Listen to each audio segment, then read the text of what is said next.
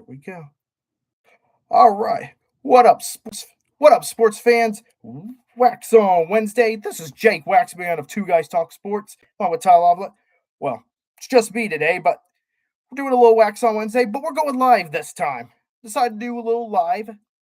Let me know if I'm not coming in loud and clear. All right, I'm gonna do a mic check real. Nope. Okay, we're coming in live and clear now. All right. So Wax on Wednesday live. And okay, I'm just gonna. We got 10 minutes until the first of two NCAA or the first of the two final first four games. Got 10 minutes to go for that, so I'll try to breeze through this really quickly. We're just gonna talk some NCAA tournament or March Madness, and I'll give you guys my thoughts, starting with yesterday's first four action. Okay, so to start off, okay, I had UMBC over none other than Howard. I thought it might be a close game, but hey, congrats to Howard. First NCAA tournament win. They earned it. They took the fight to UMBC early. UMBC, they came back early, but just wasn't enough. So we will not have a repeat of UMBC upsetting a number one seed, at least for this year. They might be back next year. We'll see. But there will be, if there is a 16-1 upset, it won't be UMBC that's doing it this time. So Howard, they advanced. They played really well, and they will get their shot at the number one seed in the Midwest in the Michigan Wolverines. I'll be honest. I hope Howard gives Michigan a good game, but if I gotta be honest, I think Michigan should win this one handily.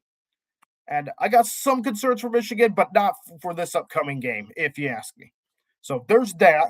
So really good game between UMBC and Howard.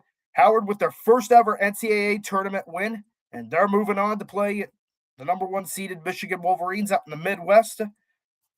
That game will be on Thursday. I don't remember the exact time. And the other game last night, and it was a good finish, by the way, between Howard and UMBC. Big bucket for Howard in the end, and UMBC, they had their chance to tie it up, just couldn't get it done in the end. It happens, just is what it is. And then there was, like the first four games as of late, they've gotten better. The quality of these first four games has improved a lot.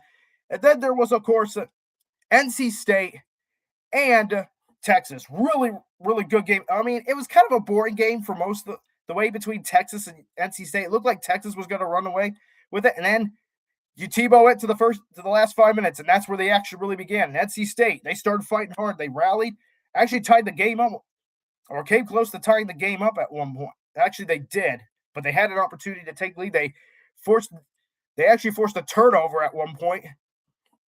Had their chance to take the lead. The guy who took it to the basket, he draws a foul. Okay. I thought NC State would have been better taking off more time on that play, but it is what it is. But the old adage, if you want to win in the NCAA tournament, or the teams that win in the NCAA tournament, they're the ones that make their free throws. All right, free throws. NC State the guy missed a free throw at the line. And I'm like, oh no. He tied the game up with the second one. Then final seconds, and Texas with the dagger, with a lethal jumper, long two. What a jumper! What a finish to a pulse pounding game. Texas, they got those critical jumpers when they needed it. They might cause BYU some trouble in the next round. We'll find out. But Texas, they might not. Honestly, I don't really have anyone in the first four actually really doing much of anything in this tournament. But if anyone could make a run from the first four, it might be Texas. They might have something. We'll find out against BYU this upcoming Thursday. Or should I say tomorrow? So just a couple thoughts from the first four. And of course, tonight we got Prairie View against Lehigh, who upset Duke a couple of years ago. Again, neither one of these teams I think are really going to make a run in this tournament, but be interesting to see who comes out on top of this one. I have Prairie View over Lehigh.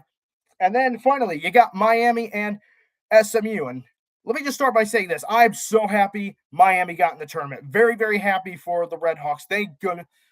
Sigh of relief. They deserve to be in, and they ended up exactly where I thought they were going to be. First four. Now they got to prove that they belong, that they deserve one of those 64 spots, and they're going to have to prove it against a very athletic SMU team, or Southern Methodist University. So should be a really interesting game between the Red Hawks and the Mustangs.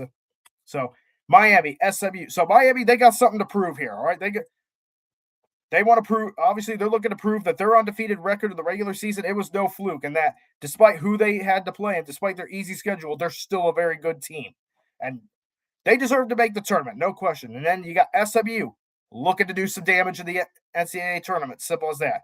So should be a very interesting round of 64 come Thursday, of course. But first, we got to finish off the first four. 2 games to go. Should be, if the last night was any indication, tonight should also be pretty exciting. We're going to find out. All right, now we're on to the talk. So we'll talk more about NCAA basketball. Okay, I got something for you. Sports fans, here we go. I am about to show you my bracket, my official bracket. I don't believe in making more than one for March Madness. I only need one. And if I do join other leagues, I just do the same bracket that I have as my official. So here it is. I'm going to show you right now. Here it is. All right. Forgive me if you can't. And by the way, I decided to get a little creative with who I have advancing in the Final Four by trying to write out the letter logos and script font. I tried to take my shot at writing out script font stuff. I think I did okay with Purdue script font. Florida, I could have done better with. Okay, maybe I could have done better, but all right. So one last look, and you can pause it in the replay. But I'll tell you more in case you guys are confused about who I have in my Final Four. I'll get back to that in a moment. So here's some things. All right, we're going to start with potential upsets that I have in the NCAA tournament. So for those of you who weren't able to quite read. So one upset that I have right now, I like Santa Clara over Kentucky. Okay, I'm sorry, but Kentucky to me, all right, good basketball team, but as of late, they've become the upset merchant. To say, I mean, look, that's just Kentucky these days, even without John Calipari. Like I feel like that's a team that's just seems like they look poised to make a run, and then they're even more poised to get upset. So, and I mean, here's the thing: after beating Purdue in what was an exhibition game of all things, people were crowning them as a team that looks really, really dangerous. They can make a championship run. Well, that's not been the case for Kentucky. They've been kind of middle of the pack, good enough to make the NCAA tournament, but not much more. So, I like Santa Clara to upset Kentucky. That's in the Midwest region. I got one in the East region where Duke is the number 1 seed. Here's what I really like. California Baptist over Kansas. That's right. I'm going to shoot my shot with this one. I like Cal Baptist over the Kansas Jayhawks. Jayhawks is a solid team this year, much better than they have been in years past. But they're young, and young teams are very prone to getting upset in the NCAA tournament. So for that reason, I like Cal Baptist over the Kansas Jayhawks. Another one that I really, really like. Here we go. Let's see if I can find. I only got 3 upsets in mind. I think there's not going to be that many upsets, but there'll be some in the first round. The third and final one that I've got Hofstra over Alabama. Reason is, like the rest, young Alabama team, and a bit of some problems with the lineups. And I heard one of their basketball players got kicked off the team, from what I've heard. So with that, it's a whole new dynamic in that roster for Alabama. So I like Hofstra in this. And like I said, a lot of these teams, these smaller seeds, that teams like Hofstra, teams like Cal Baptist, and even Santa Clara, they're experienced teams. They're veteran teams. So they're coming in looking for they're not just there to be happy. They're looking for upsets. They're looking to make some noise. We need some upsets this year. I don't think we're going to get too many, but those are 3 that I have in mind. I know a lot of people like Texas Tech, like Akron over Texas Tech. Although Texas Tech to me has shown me that they can win even without their best player in JT Toppin. So I like Texas Tech over Akron. I don't think that's an upset that's going to happen. Also, a lot of people are talking about McNeese over Vanderbilt. Vanderbilt just beat Florida. They're dangerous. They're really, really good. I don't see Vanderbilt getting upset in that case. And then a lot of people also really like High Point over Wisconsin. Okay, something to keep in mind, Purdue beat this High Point team last year. Don't know if it's the same team as last year, but to me, Wisconsin, I don't know if they're going to make a run or not, but I think they have too much firepower to really be upset by High Point. But that's just me. So I've just named you 3 upsets that I think are going to happen and 3 upsets that I'm not really buying. So that's where I'm going with this. Okay. So there's the upsets I mentioned. Now, guys, as I promised, I'll talk to you about my Final Four. Here's who I got my Final Four. I'll just spill the beans. From the East, I've got Duke. From the West, I've got the Purdue Boilermakers. From the Midwest, I have the Iowa State Cyclones. And from the South, I've got the Florida Gators, the defending champions. My reasons for it are simple. When I look at Duke's region, a lot of people say Duke got the hardest region. I'm not so sure that's the case. I think Arizona actually got a much harder region, and Florida, I think, got a much harder region than Duke did. I think Duke got an easier region in terms of like teams that are like really, really hard and teams that can make a run. I think Duke should be able to handle the team. I mean, maybe St. John's could challenge Duke, but I think Duke might just have too much firepower for a team like St. John's. And then UConn. What the heck do we Okay, UConn, they're very good. Dan Hurley's a great coach, but this UConn team makes no sense to me. Is this have they peaked or are they preparing for a run? Hard to say at this point. With UConn, I would think if they're going to make a run, you're going to know it right away, but that's not the case here. So for that reason, with the Elite Eight, I got Duke over UConn, and then Duke going to the Final Four out of the East. And then I've thought MSU, Michigan State University, great defense. That offense worries me, though. I think they'll make it to the Sweet 16, but no further. But here's the thing. Tom Izzo, he knows how to get his teams ready for March Madness, so can't overlook Tom Izzo. So with that in mind, I've got MSU making it to the Sweet 16, but not past UConn in the Elite, and UConn going to the Elite Eight, and then UConn falling to Duke in the Elite Eight and to Duke. Okay, now on to the West. Okay, a lot of people are high on this Arizona team, and this Arizona team, very, very good. I agree. They are a good basketball team. Very tremendous basketball team. A lot of people have them as the favorite to win this year's national championship. Something to keep in mind. So there's a lot. Every year we look at this line that separates East and West from the United States. It's been almost 30 years since a team west of that line won a national championship. So Arizona was, I think, the last team from the West Coast to win a national championship in college basketball. The rest, and since '98, the champion of college basketball has been east of that line, or nearer to the East Coast. So, but I don't think that's why Zona's not going to win the national championship. There's bigger reasons. Arizona got a difficult path to the Final Four. If you ask me, they got some tough teams. I mean, Wisconsin's one of them, especially if Wisconsin gets red hot. But a team that concerns me even more for Arizona than Wisconsin is Arkansas. Arkansas, they are tough. They are physical. They're athletic.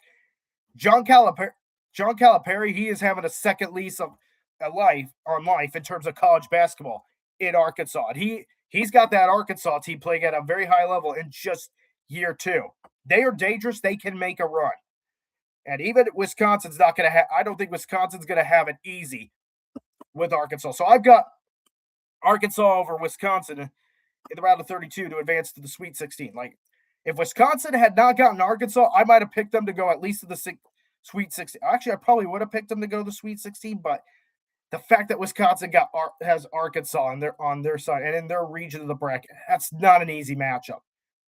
Do not underestimate Arkansas. They are tough. And I think Arizona is going to have their hands full of Arkansas because Arizona, they're big, they're physical, but so is Arkansas. Arkansas can match that intensity. I believe Arkansas can match that intensity that Arizona brings. So for my Elite Eight in the West, I've got Arkansas against Purdue. Now, Purdue, call me biased, but I like this draw that Purdue got from the West region. Like, you're going to start with Queens, okay? I know what everyone's thinking. I mean, Queens has the chance to do the funniest thing, 15-2 upset. But this Purdue team is very veteran. They've been here before. They've played a lot of NCAA tournament games together. I think they're a little too veteran to get upset, in my opinion. Of course, we never know, and I'll eat crow if they do. But I like Purdue to get out of the first weekend. I think they'll play Mizzou in the round of 32. So they'll play Queens first, and I think they'll play Mizzou over Miami. And then you got another match between Purdue and Gonzaga. That'll be a good matchup. The Gonzaga is very tough defensively. They're a little banged up. Although I think this is a tournament where teams that are banged up are going to perform better than people give them expectations for. But I like the veteran experience of this Purdue team, so I like them over Gonzaga. And then I got Purdue, as I mentioned, Purdue playing Arkansas in the Elite Eight for the right to go to the Final Four. And whether or not it's Arkansas or if it's Arizona or Wisconsin, you know what? I like Purdue's chances to come out of this region. I really do. So I'll go with, I think whoever, whether it's Arkansas or Wisconsin or it's with Arizona, the top seed, which it wouldn't surprise me if it's Arizona and Purdue for the right to go to the Final Four out of the West. Purdue showed me something in the Michigan game that they can match the intensity that their opponents bring. And if that holds true, Purdue's got a really good chance to go to their second Final Four under Matt Painter. I'll go with Purdue over at Arkansas to make the Final Four for that reason. And then out in the Midwest, okay? I'm going to tell you guys this. My original pick to win the national championship was Michigan. And if things were still going smoothly for Michigan as they've been all season, I would probably have picked Michigan in my bracket. But things have changed. Okay, something's a little different with this team. I think maybe they're missing LJ Carson, their backup point guard. And in the Big Ten tournament, of course, I mean, they didn't play as well as they could have. Usually, Michigan shows up and balls out in the Big Ten tournament, but this was an abnormal Big Ten tournament. And, this is something that goes both ways. Conference tournaments, they don't mean anything, but they can also mean a lot as well. And I saw some indications from that conference tournament of who really has the horses to really make a run. And it also comes down to, your draws, like I said with Wisconsin. And speaking of draws, but here's the big reason one of the big reasons I was hesitant to pick Michigan to not only go to the Final Four, but win the Natty. I was going to pick Michigan. I thought long and hard about picking Michigan. They got the most difficult number 2 seed out to play. If they end up playing the number 2 seed in their region, oh boy, they would be playing Iowa State. Iowa State. I saw what they did against Purdue. And if Purdue could throw Michigan's game right back at them, kind of like what they did in the Big Ten tournament final, Iowa State could do the same thing because Iowa State, they play very physical. They're athletic. They can make shots. They got a great offense. And that can spell trouble for a Michigan team that the mood is that is missing their backup point guard more than I think the Michigan fans and college basketball fans in general realize. And I think Iowa State is going to take advantage of that. They're going to find a way to throw Michigan's game back at them, and I've got Iowa State going to the Final Four over Michigan. Going to be a good game, though. And then finally, for my southern region, of course. All right. I know I'm going with all. So I've got 1s versus 2s in all but my West, which I had 2 versus 4. This is another 1 versus 2, though. I've got Florida playing Houston in the South. I'll try to speed this up a little quickly. We could have a rematch of last year's national championship. Houston looking to exercise some demons. Florida looking to stay red hot and try to go back-to-back in Final Fours and national championships. And Houston, they got, I believe his name's JoJo Tugler. He's back. He can make a huge difference in this game. Calvin Sansom, great coach. And then you got Tom Golden, who's brought guys like Alex Condon back. Like that Florida team is still largely the same. That same team that won the national championship, but they're hungry for more. And Florida is a team nobody wants to see right now. And I don't think Houston's going to want to see him either. Of course, I think it's going to be either one of these two coming out of the South. Houston's going to do the best they can to exercise some demons, but I think they're going to come up short again. I've got Florida advancing to the Final Four from the South. All right, here's my national championship. Well, I'm going to check some things real quick. Sorry, guys, I thought I had a text message. Okay. So, my Final Four, Duke, Purdue, Iowa State, and Florida. I've got the Gators advancing over the Duke Blue Devils. Duke, either they're going to play really sound basketball or they're going to come in a bit overconfident. And then there's Florida, who's largely the same. I think Florida could give Duke a lot of trouble. And Duke's a young team, too. So I got, with that in mind, I got the Gators over the Blue Devils. And then Purdue and Iowa State. Okay, yes, I know what happened the last time. I had to watch in horror as Iowa State just absolutely destroyed Purdue in their own house. Just absolutely belt to the rear, for lack of better words. Of course, that was back in December. And this Purdue, I have a feeling that this Purdue team didn't show their best. And I think they were trying not to show too much because I think they knew the game was out of hand at the point. Maybe. Just a theory. But this rematch, the same could happen. Of course, this is a neutral environment in Indianapolis. But I think with the home crowd in mind and having that experience and the hunger to win, it's going to be a great game. I think Purdue finds a way this time past Iowa State to advance their second national championship under Matt Painter. Which leaves us then with the national championship. Gators, Boilermakers. This was I won't sugarcoat it. This was a matchup I was hoping not to see. I was hoping Purdue would not see Florida in their side of the bracket, and thank God we didn't. But sometimes you gotta face your nemesis in terms of weaknesses. And this Florida team, they're athletic, they're fast. They can create all sorts of problems for Purdue. So it would not surprise me to see the Gators just absolutely stomp out the Boilermakers and win the national championship. My gut tells me that is not going to happen this time. This Purdue team, they're playing great basketball at the right time. They got a veteran core in Braden Smith, Fletcher Lawyer, Trey Cobb-Morin, and Oscar Clough who can rebound the ball. And Purdue showed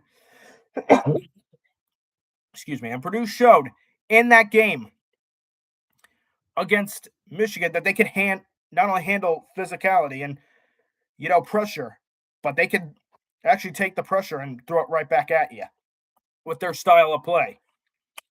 And Purdue, they take elimination. This Purdue team is taking elimination, like win or go home, extremely serious this postseason. If the Purdue team I saw in the Big Ten tournament is the Purdue team that we see in March Madness, they got a very great chance of doing great, great things. And for all that being said, folks, I'm rolling with my gut. I will live by what I said, but I will die on this hill as well. I'm either gonna feel great, or I'm gonna live in shame, and I'm ready for either one. I've got Purdue winning it all with its veteran core and with everything I mentioned, all the reasons I've just mentioned. I've got Purdue over Florida, and the Boilermakers win their first national championship under Matt Painter. Keep in mind, Purdue. Some people say Purdue's never won a national championship. Well, if you go back to the Helms days, Purdue does have one, and that banner is hanging at Mackey. They just don't have an NCAA tournament style championship, so this would be technically a first for Purdue. So, but going with my gut, I have picked Purdue to win my national championship, and you know what? Either I'm riding with it or I'm dying with it. Either way, I'm embracing the journey. So, with all that being said, this is the 2026 March Madness version of Waxon Wednesday Live. But before I go, time to move on to this day in sports history. Let me find it real quick. Oh my gosh. Oh, mess right now. And on this day, the 18th of March, 1953, the 15th NCAA Men's Basketball Championship. Indiana defeats Kansas 69-68. Wow, what a game. Jayhawk center B.H. Bourne is named the tournament's most outstanding player. All right, sports fans, that's all I got for this week's special live stream edition of Waxon Wednesday. And like I said, me and Tyler, we'll see you on Friday for Friday Roundtable. And we'll talk more about the NCAA tournament, and we might end up talking more about USA basketball. Oh, man. Not USA basketball, sorry, USA baseball, which just makes me want to shake my head right now. But happy March Madness, everyone. Enjoy the madness, and stay safe, and God bless you all. This is Jake Waxman from Two Guys Talk Sports, signing off.